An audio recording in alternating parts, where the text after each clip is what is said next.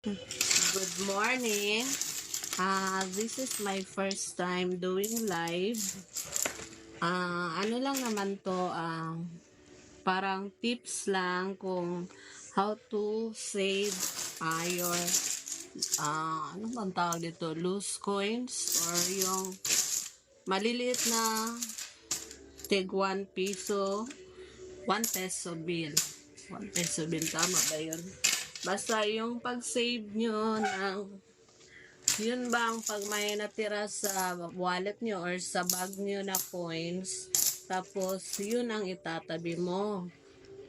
And then, bali kasi ito, nilagay ko to sa isang pillowcase. Pero dapat kasi, yung lagayan ko is yung may barko kasi kami na parang display lang siya. Tapos, may hole siya sa gitna, doon ko nilalagay ang coins.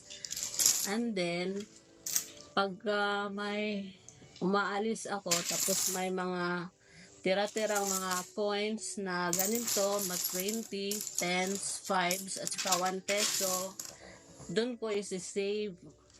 And then, pag umabot na siya ng mga 1 year, saka ko na siya bubuksan.